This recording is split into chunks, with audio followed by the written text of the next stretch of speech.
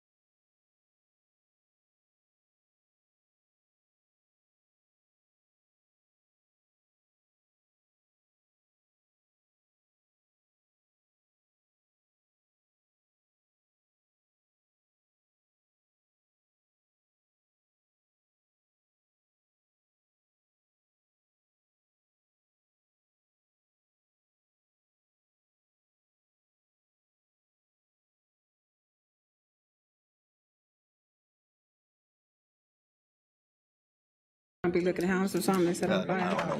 So, okay. Mhm. All right, good evening, everybody.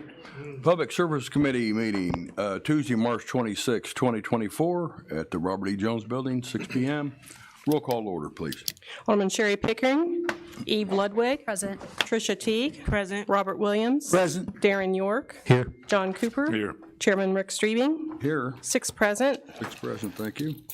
Item number 2, approval of minutes for 2/27 of 24. I'll need a motion and a second to approve.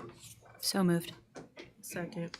Is there any changes or any questions on the minutes? If not, all those in favor signify by saying aye. Aye. Opposed? The ayes have it, thank you. Put just item number 3, approval of the agenda for this evening. We will have a couple things to be changed. 9A, I think Miss Kathy Corson has some things she's going to change in this, and some wording and everything, so when we get down to it, we'll have that given to us. And then we have another item that Resolution 15C, the service utility van. I think when they put the paperwork out, they said it wouldn't go over 57,000. Well, come to find out, probably the cheapest one they get is 58,500. So that's going to be a change in that one. So with that, I'll need a motion and a second to approve the agenda as it's been changed. So moved. Second. Is there any questions? If not, all those in favor signify by saying aye. Aye. Opposed? The ayes have it. Thank you. Chairman's comments. The only thing I'm going to say is I hope everybody has a happy Easter. So, puts us item number 6, approval of payrolls for Excuse me, Chairman. I just need to check to see if anyone wishes to speak this evening. I'm sorry, I didn't see it on there. Oh, there it is. I'm sorry. Yes, audience comments. Did anyone wish to speak this evening? I don't have any yellow cards. Okay, thank you. Okay, I'm sorry. I went right by it. I guess I better get some new glasses. Item number 6, approval of payrolls for 3/22 of 24. I'll make the motion to approve and dispense with the reading and ask for approval. I will need a second, please. Second. Anybody have any questions on the payroll? If not, roll call, please. Alderman Pickering. Ludwig. Yes. Teague. Yes. Williams. Yes. York. Yes. Cooper. Yes. Streebing. Yes. 6 yes. 6 yes, thank you. Puts us item number 7, approval of vouchers payable for 3/26 of 24. Make the motion to approve and dispense with the reading and ask for approval. I will need a second, please. Second. Is there any questions on the vouchers payables? If not, roll call, please. Alderman Ludwig. Yes. Teague. Yes. Williams. Yes. York. Yes. Cooper. Yes. Streebing. Yes. Pickering. 6 yes. 6 yes, thank you. Puts us to item number 8, City Clerk's report, Miss Lisa Munson, and her items of information. Thank you, Chairman. I passed out my report. I don't know if anyone's had a chance to read it, so I'll just summarize it. It's mostly about the video gaming and liquor license regarding the ordinance that was recently approved. Our annual business license renewals expire April 30th, so that involves the current video gaming license renewal. So what we're doing is extending those through June 30th, 2024. So we've sent them a new license that expires June 30th instead of April 30th. And we've sent letters and emails to everyone who has a video gaming license to summarize everything in the ordinance, and we've sent them a link to how to get to the ordinance on our website. Mayor Williams will be having a meeting on April 4th with the video gaming licensees, who will have a video gaming hall license effective July 1st. And we are continuing weekly meetings with CitizenServe for business license software. And lastly, a reminder to turn in your statement of economic interest forms by May 1st. Anybody have any questions?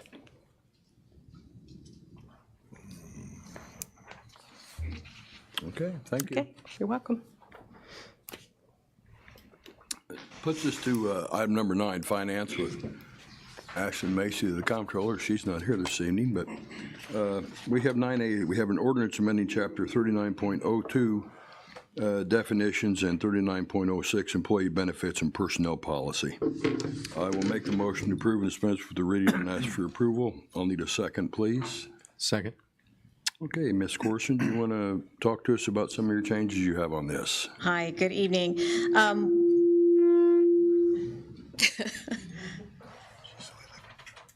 Not sure why it was doing that. One of the things that I wanted to make sure that everybody was aware of, we, of course, as of January 1st, the state last year had passed a statute talking about paid leave for all workers. It was the Paid Leave for All Workers Act. It became effective as of January 1st. So one of the things that we wanted to do is make sure that we had things updated, ready to go, effective for that particular policy.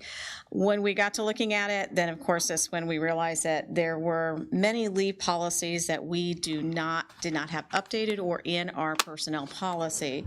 So one of the things that we looked at doing was, instead of taking each written policy and making sure it was put into the personnel policy, where every time that particular statute or rule or regulation that was amended, then we'd have to go in and change that personnel policy with that adjustment in it. What we opted to do instead was to basically reference in the personnel policy that we're compliant with those statutes and regulations, and then have a separate written policy for those particular leaves. And this way, when there are amendment adjustments, all we have to do is change the written policy, make sure the employees are aware of that change without actually having to change the actual personnel policy and go through the whole ordinance change and updates and codifying it, all of that. So that's what we looked at doing. Unfortunately, I was really hoping to have this to you in January. I had some personal issues. January and February ended up missing a lot more work than I would have preferred, especially since December through February is typically my very busy time, because we're coming off of open enrollment and trying to make sure everything is up to date with that as well. All of the different things that we are required to do at the end of the year from the previous year. So unfortunately, my hopes of getting it to you then were not what I had planned on. So if you notice in the ordinance, we're making it so that it's retroactive to January 1st, because some of the amended changes to these leave policies and that Paid for All Leave Workers Act is actually effective as of January 1st. When we've been hiring new hires in, I've already been going over the policy with them, so they're aware of those adjustments. I have with me, Jamie Burr, she's here with us, the personnel, payroll and personnel manager. She has a copy of the actual written policies that will go along with that the policy, the personnel policy changes. So when it's referencing a specific policy, that has that particular written policy that the employees will be given. She is also, once these get approved, we'll be putting them onto our city website so that it's available for anybody who wants to see what our particular policy on certain things are, but also that it's easily accessible for our employees also. So, yeah, if you're going to go ahead. All right. Trying to make sure I got everything here. So basically, the changes in the personnel policy start with the definitions and wanting to make sure that I'm clarifying some of those definitions, making sure there's nothing ambiguous in it so that somebody can't try to say, well, this is really what you meant when it is not. And so there is a minor change on the definition to immediate family definition. I've gone back and forth with this particular one to try to make sure that it is very specific.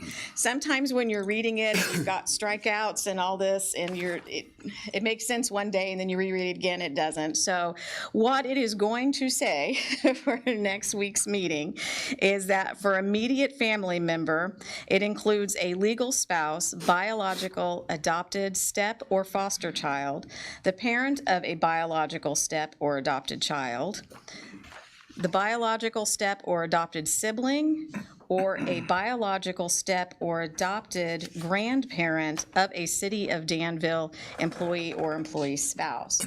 And the reason that wanted to really clarify on the grandparent and on the immediate family is we did have an employee who tried to use paid bereavement leave for a woman who was like a grandmother to him. So I understood that, I'm sure she was, and I'm sure he misses her, but unfortunately, like a grandmother is not the same as a grandmother. So that's why we wanted to make sure those clarifications were in there.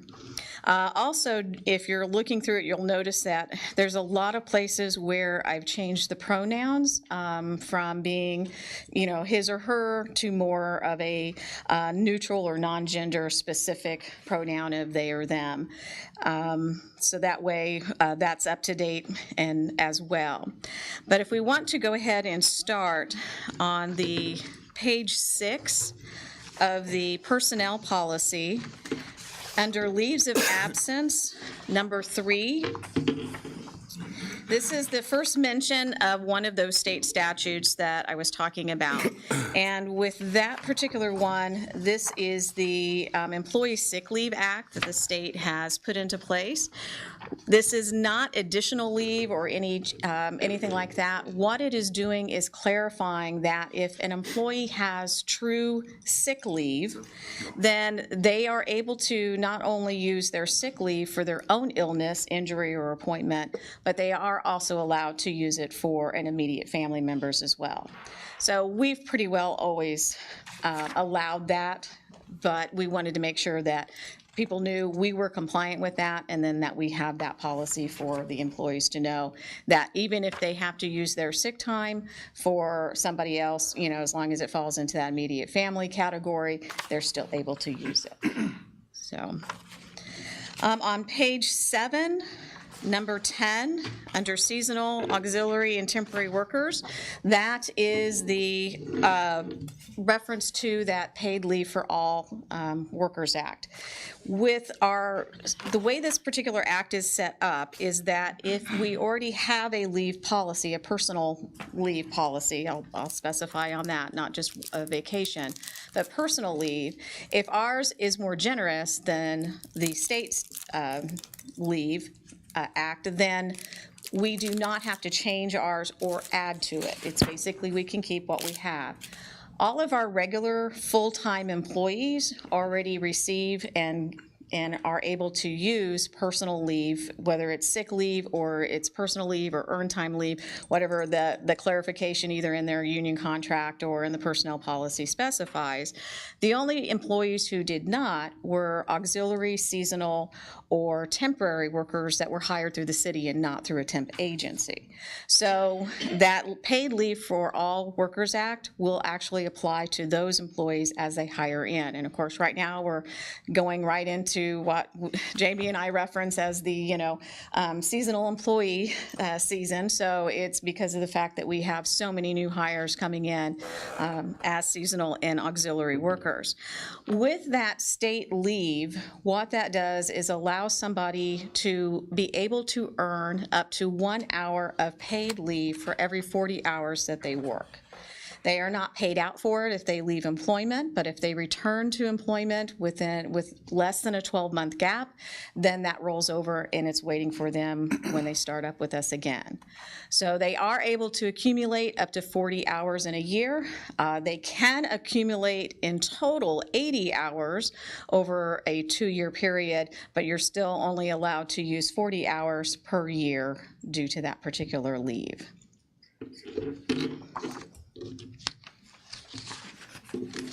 All right. And section 2 on page 8, or am I getting ahead of myself here? Oh, yes, here it is. I'm sorry. Section 2, job injury or illness and non-job related injury or illness, paragraph C.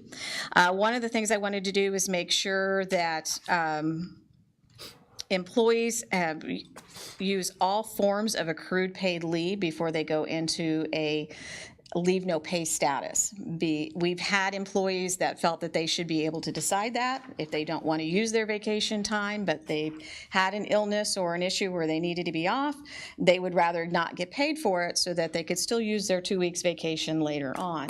Unfortunately, that's not fair to other employees who can't afford to not be paid for time off. But it also, in a sense, gives employees more leave than others. So that's why we wanted to make sure that was very specific in there, that all accrued paid leave has to be used before going into a leave no pay status.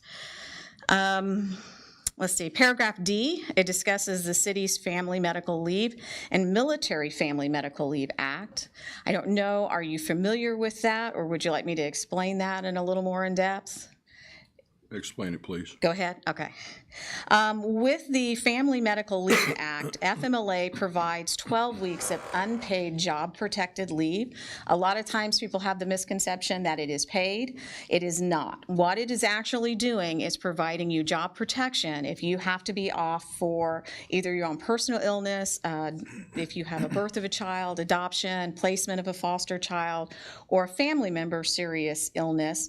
You are able to take leave, and if you go into a leave no pay status, cannot be disciplined for being in that leave no pay status for when it comes to payroll time, but it gives you that job protection. So if you come back before your 12 weeks is exhausted, you're guaranteed that your job is there waiting for you. So that is exactly what that does.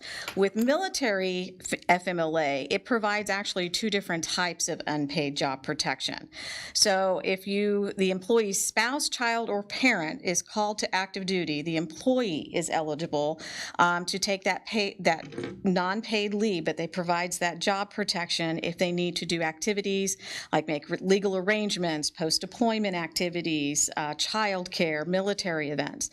They also, if the eligible employee is a spouse, child, or parent, or the next of kin of a covered service member recovering from a serious illness, they actually can take up to 26 weeks of unpaid job protected leave. So that is what that particular leave includes. In section 4, under bereavement leave, I did add sections A and B. Of course, the city does provide some already paid bereavement leave, 3 days for an immediate family member, 2 days for an extended family member.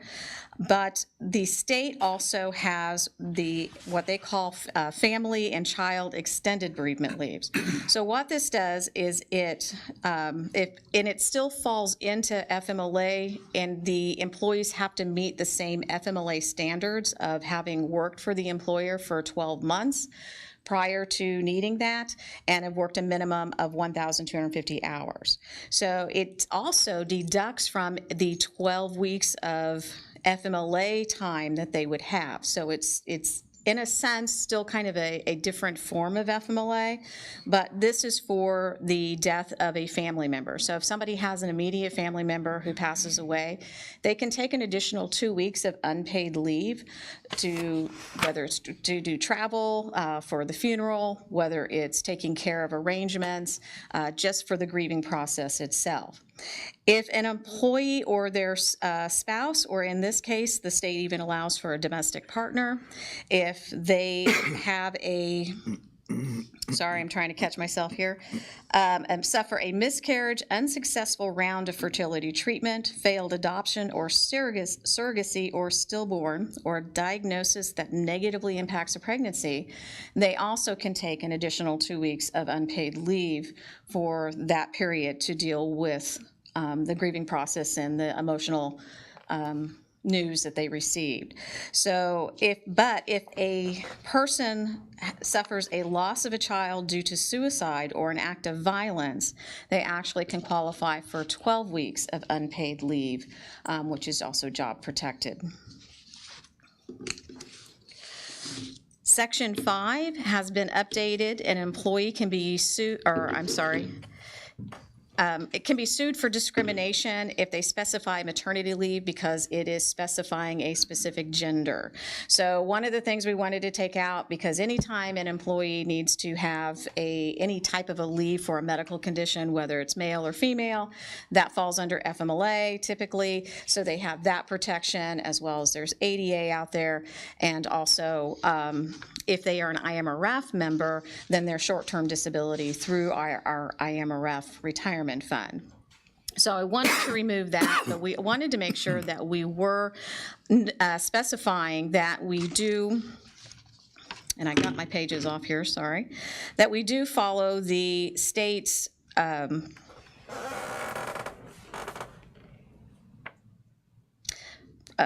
Where did it, I'm so sorry.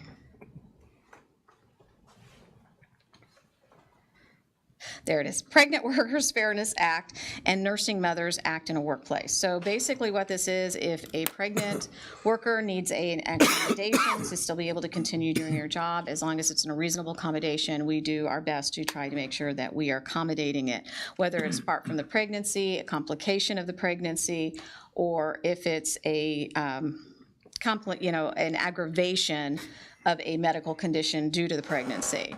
Then with the Nursing Mothers Act, what we do is provide a clean room that's either has a sink in it or near a sink, not a bathroom though, where a nursing mother can go to express, or if the child happens to be with them, can actually nurse their child during the day. So they're allowed to do that for up to a year after the birth of a child. Section 6 was reserved, and so what I did was I actually now made this so that it referenced the state's Victims of Economic Security and Safety Act, or what's called VESA. So with this particular leave, again, it's somewhat like FMLA, it still has those requirements like FMLA, and in some instances can deduct from the same 12 weeks of FMLA, but it provides 12 weeks of unpaid job-protected leave for an employee or who either themselves or an immediate family member has been a victim of a domestic, sexual, gender violence, or other kinds of violence.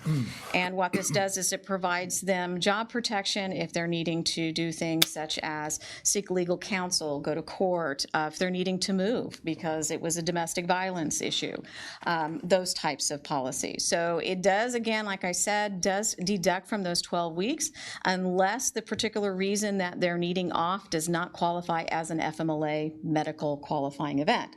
So in those, then they would have a separate 12-week period for that. Section 7 is different civil leaves that we do have. We do have the Civil Air Patrol, where if somebody was wanting to volunteer for the Civil Air Patrol, they could receive 30 days of unpaid leave that they could take to volunteer for the Civil Air Patrol. I can honestly say in 17 years, I have never heard of anybody doing that. I didn't even honestly know that was still a thing, but apparently it is. The employees can use their personal time to cover the unpaid leave if they so choose. There is also, employees can, take up to 2 hours of paid leave to vote if their scheduled work shift begins less than 2 hours after the poll opens or less than 2 hours after the poll closes. This, in all honesty, truly only affects our firefighters because of the 24-hour shifts that they actually utilize instead of everybody else. Everybody else's schedule should still allow them to still be able to get to the polls either before or after work. Employees must provide notice, and it has to be okayed by the supervisor, and the supervisor is the one who tells them when they are able to go, when is the best time for them to be able to leave to do that. Employees wanting to serve as an election judge, they must provide their supervisor with advance notice. They can use their own time to cover the unpaid leave, and the only time a supervisor can actually deny that particular leave is if the department has 10% of its personnel that have volunteered to serve as election judges. Again, never heard of that either. So let's see here. Jury duty and to testify or to either in a court proceeding or a deposition of any sort. If somebody has jury duty, they just need to let their supervisor know when that jury duty is. Continually keep their supervisor up to date, since you have to call the night before, then find out if you've got a report for the next day. They just need to make sure that their supervisor is aware of what their workability will be due to it. If they leave jury duty early, but their work schedule is still going, they do have to return to work. But they are paid for that time that they are serving on a jury. The employees who have to serve in a court proceeding, if they're subpoenaed or they need to testify, if as long as it's work-related, they will be paid for their time that they are doing that. If it's for a non-work-related issue, then they do have to use their own personal time. Section 8 is military leave, and basically what this is referencing is there are several different state and federal laws to protect veterans, whether they're going into getting called up to serve into active duty or whether they're in the reserves. And so this also does provide them with, since we are a public entity, the state requires us to pay our employees who are in the reserves if they are called to active duty, deployed, or if they are doing training, we pay them anywhere from 30 or 60 days per year, depending on what that specific reason that they're on leave. Sometimes it's the full pay, and sometimes it's a differential of the pay. So that is specific in the written policy. Section 11 references several miscellaneous paid and unpaid leaves, such as the employee blood and organ donor leave. The employees are allowed to receive 1 paid hour of leave for every 56 days to donate blood. If they donate an organ, then they actually get 10 days of paid leave for that. I did have to kind of remind some employees, though, it sounds great to not only are you donating an organ, but it's not a great way to get continued time paid off because of the fact that you will eventually run out of organs. And typically what happens is that you are off longer after donating it than just 10 days. But it is a nice perk, basically, for somebody who is willing to donate an organ to somebody. So there is also a school attendance leave where a employee does not have any leave, but they need to go to the school for a school conference, whether it's a school event, activity.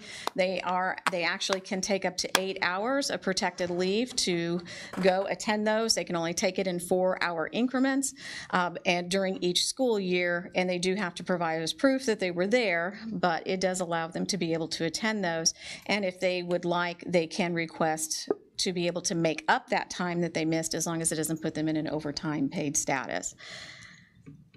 We have the volunteer emergency leave policy, and basically what this is it actually specifically excludes paid firefighters. So our fire department employees are actually excluded from this leave, but any other employee who actually volunteers for a local fire district, either as a firefighter, paramedic, EMS worker, if they are going to be late because they are actually responding to an emergency call, they have that job protection where they cannot be disciplined if they are late being able to respond to work, or if they are on their phone during a work hour and they can show that I'm responding to somebody requesting if I can respond to an emergency.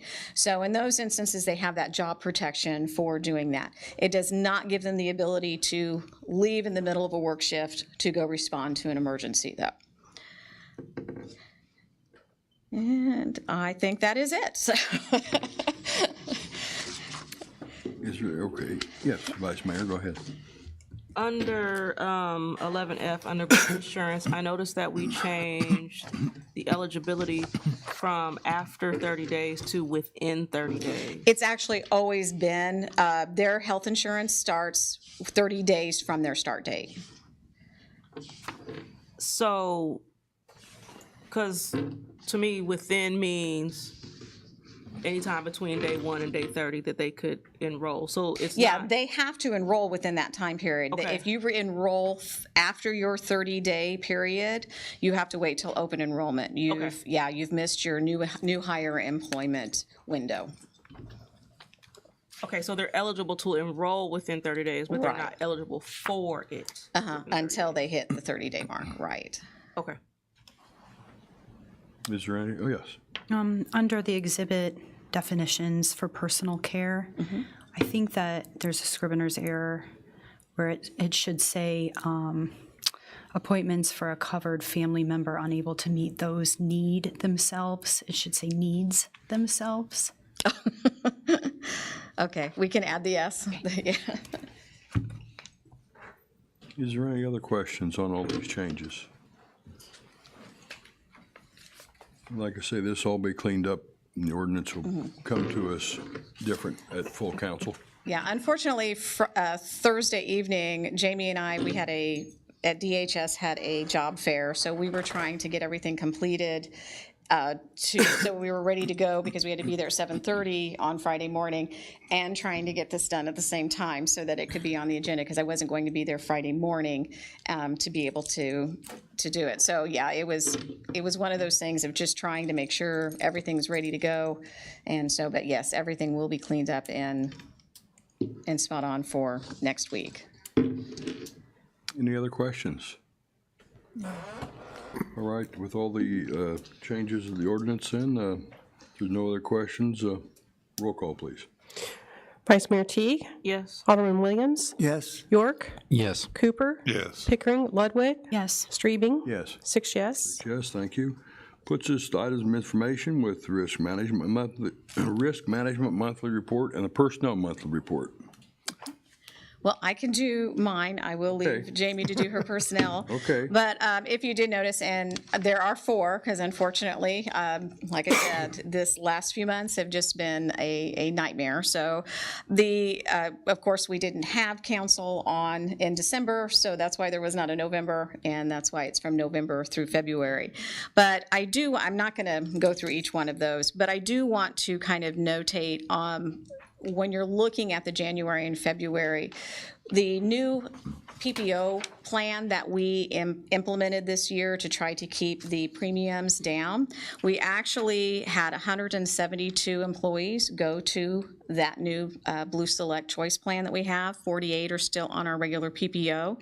And this is, right now, if our enrollment stays exactly the same that it is to now until the end of the year, which unfortunately it won't, it does constantly change. But right now, we're estimated to save over $500,000 just by having that additional plan with it. All right, I will hand it over Well, to Jamie. thank you. Jamie? Personnel report, huh? Thank you, Kathy. Ms. Corson, thank you very much. You're welcome. You should all have your reports in your packets for March. I did want to note a couple of our open positions have recently been filled, but they won't start until after this report was effective. So our community and wellness and aquatics manager has been filled, as well as a mass transit logistics specialist. We have made an offer to the city plumber, but we have not got confirmation on that yet.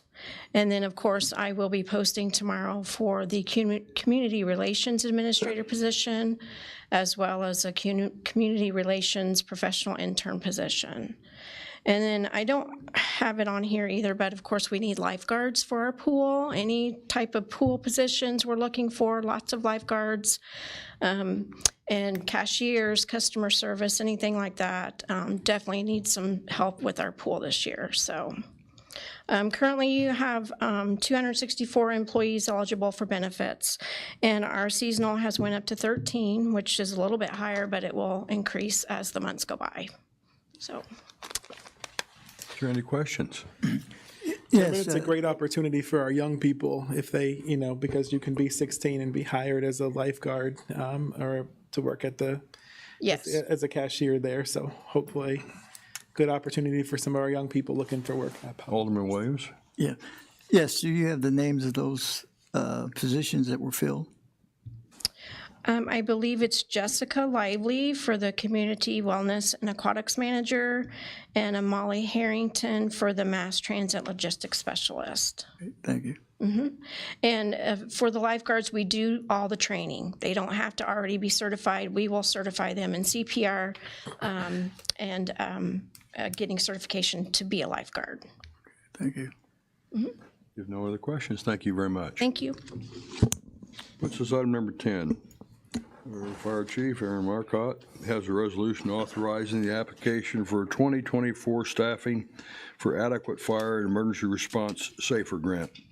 Make the motion to approve and dispense with the reading and ask for your approval. I'll need a second, please. Second. Is there any questions on 10A?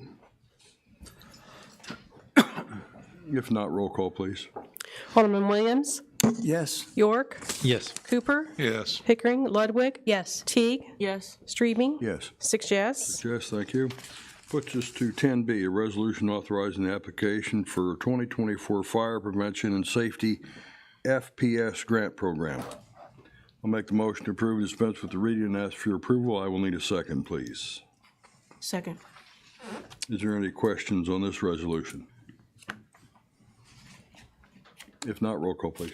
Alderman York, Yes. Cooper, Yes. Pickering, Ludwig, Yes. Teague, Yes. Williams. Yes. Strebing. Yes. 6 yes. Yes, thank you. Puts us to items of information and the monthly status report. Chief? Thank you, guys. Monthly report in your hands. Very proud of the picture there on the front. The 2 dogs that were rescued by the firefighters. One of the firefighters earlier in March. Very aggressive fire, hot fire that they went into and found the dogs really rapidly before they even put a hose line on the fire and things like that, really working together. So, pretty neat deal. Hose testing is going underway. We test over 19,000 feet of hose every year. So that's been basically most of the month of March when the weather's allowed us to get out there and do that. So that's going on. We've reviewed all the personnel files with everybody, our personnel files, not their actual city personnel file. Cleaned all those up, make sure to update all their benefit information and all that good stuff with the firefighters. We have a captain test going underway, the written exam scheduled for April, hopefully in early May, approval of the new captain's list. We completed a second round of training from Bungie Milling. Last fall, they provided us with some funds to do some training up there. So Saturday in March, they did some training, another 8-hour session of training from Bungie Milling's donation, how to get some out of a grain bin, things like that is really, really nice. Well, we started working on the fire department recruitment video. We will most certainly be testing for the new recruit list this summer. We're trying to put together final dates now. Hopefully June, but maybe July, before we get it kind of put together and how we can run that. So if you know people that want to be interested in the fire department, be watching our social media sites and things like that, and as we advertise that stuff. We also started working on the lieutenant's exam. That's going to expire here next month. So we'll be doing internally another lieutenant's exam, so just essentially on the backside of the captain's exam. So that's ongoing. The annual report is with you guys. We completed copy for you guys. I'll just go use some of the highlights. I won't spoil it all of you, but we had an increase in training hours by over 28%. Completed over 17,000 hours of training in the fire department. We gained 109 new technical certifications among the department members, almost 2 new certifications per person in the fire department. The creator of the lieutenant mentorship, which you're not starting to see the overtime reduction from that now. We designed a whole program to get guys through some courses in-house. Those guys are now eligible to ride above rank and things like that, which prevents the need from having to recall an officer every time we have a temporary opening in the stations and things like that. So the driver operator programs were both created. Now OSHA compliant with our program. It used to just be get in and drive and do your best. Now we have a structured program of certain education requirements, time driving before they get to move on to the next level. One for the engines, and then one for the aerials. Again, just significant investments, assets for the city. So we wanted to make sure that we address that properly with a bunch of new young drivers. Injuries and lost days, seen significant reductions. The stats are in there for you guys to read. We doubled the smoke detector installation program last year, and we increased our company inspections by over 59%. Calls are still up. We now have since 2015, we're at an 85.5% increase in calls from 2015. Highest year ever last year, 4,433 calls. Even if you take out the June storm, we still would have eclipsed the number of responses. So that's still up. This year's not looking much better. We're still up higher, even faster pace this year than we were in the years past. So, but then the structure fires did decrease slightly last year, which was good. What we call it the 111 fires, the big structure fires. That's mostly it. I did want to just item information. Just if you see firefighters wearing something different, the firefighters put together a fundraiser for April for autism awareness. So they'll be making a donation, and then the firefighters are going to be allowed to wear these shirts on duty, whatever that kind of represent Autism Awareness Month. So kind of a good moment for them. Firefighter Cody Gettleman, a young firefighter for us, put that together. So that's all I got, unless you guys got questions.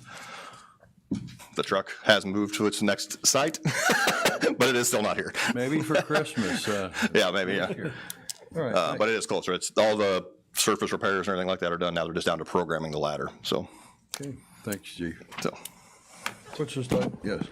I just want to say I'm really proud of Chief Marcotte and our team. Those training hours and things to me say a lot, that he's upping the requirements, that they're increasing expectations. I think that that's something that our community has wanted for a long time.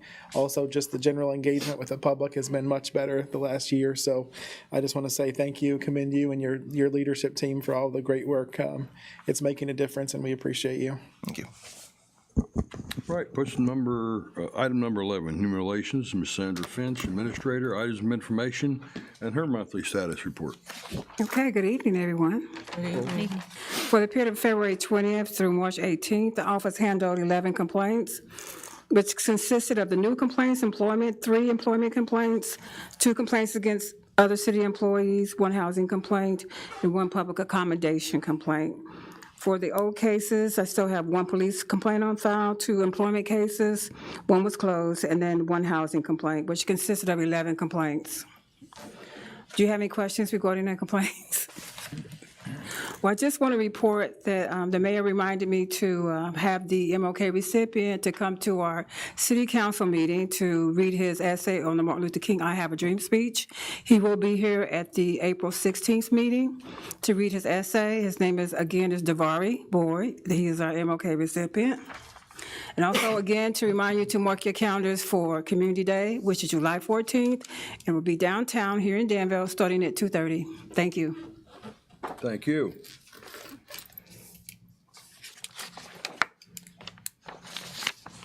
Hometown. All right, thanks. Thank you very much. Puts us item number 12, Information Technology, Agno De Silva, Chief Technology Officer. Items of information, his monthly report. Thank you, Chairman. You should all receive the report in your email as well as the Dropbox. Are there any questions on the report?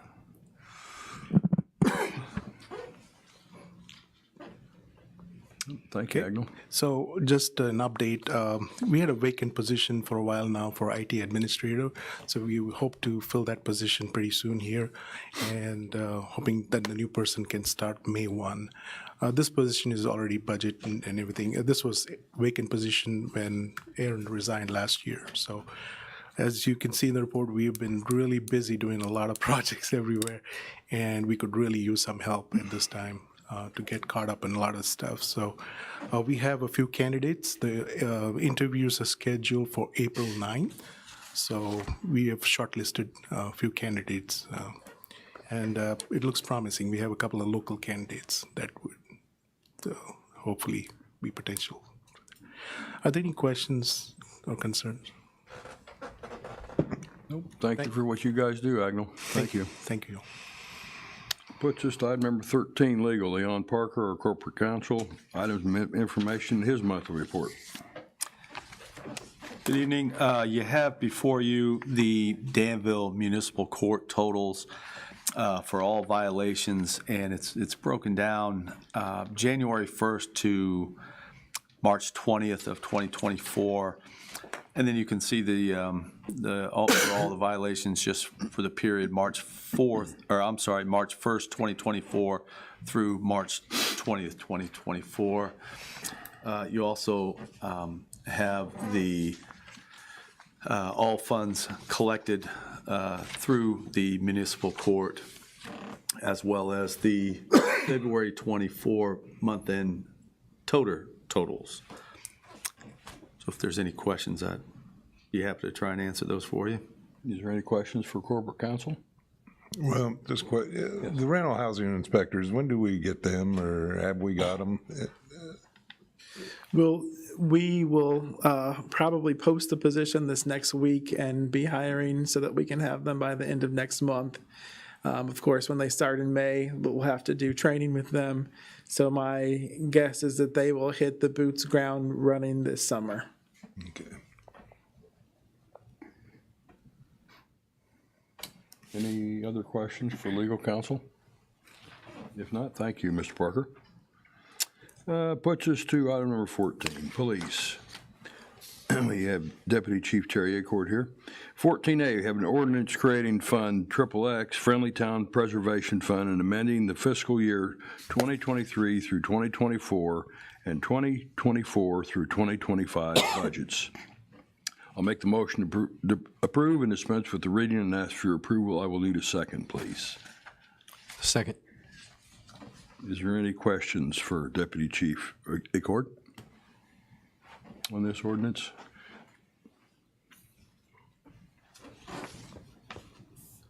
If not, roll call, please. Alderman Cooper? Yes. Pickering? Ludwig? Yes. Teague? Yes. Williams? Yes. York? Yes. Strebe? Yes. 6 yes. Yes, thank you. Puts us to 14B, items of information and monthly report. He passed out some paperwork. Deputy Chief Acord.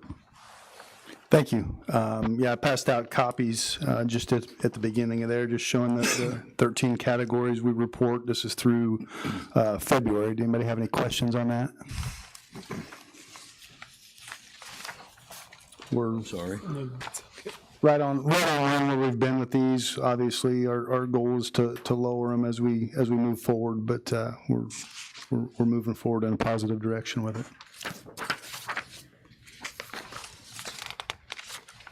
Is there any questions for Deputy Chief McCord? I will add, we're currently in the process of hiring 3 more officers. Candidates are being sent over for their physical and psychological testing, so that'll be happening soon. We have 4 that are currently in PTI that will graduate in April, so we'll have 4 that will start the field training process in the middle of April. So we're catching up on manpower slowly but surely. Is there any questions for the chief? No? Thank you very much. Oh, we have one. Oh, I'm sorry. Yeah. I just wanted to make note that the first black police chief, Carl Alexander, has died, and we want to remember that some way. Thank you. Carl's, go ahead, Mayor. Carl's visitation will be Thursday. It's from 3 to 7 at the Second Baptist Church. I believe the address is 940 North Franklin. Friday morning, there'll be a 30-minute visitation service from 10 to 10:30, and then the services will start at 10:30. From there, we'll escort him to the VA cemetery on Friday morning. Thank you. What was the address for the church? I think it's 940 North Franklin. Okay. It's right across the street from where Carl used to be. Okay. And I have spoken with Mrs. Alexander, and I'll be issuing a proclamation in honor of Chief. Thank you very much. Puts us to Public Works. Carl Carpenter, I think he's on vacation, so Mr. Rui is here. All 3 of these, 15A, B, and C, if you guys don't mind, they're all purchasing service vehicles, heavy-duty truck and light-duty rental truck, and the service utility van. The only problem with the item C was changing it from 57K to 58.5. I think I think I pointed to the wrong one. It's actually item B that's changing, not C. Oh, B is? Yep, I pointed to the wrong one when I was talking to you. Okay. So if I would entertain a motion to dispense with the readings and move for its approval, I'll need a second. Second.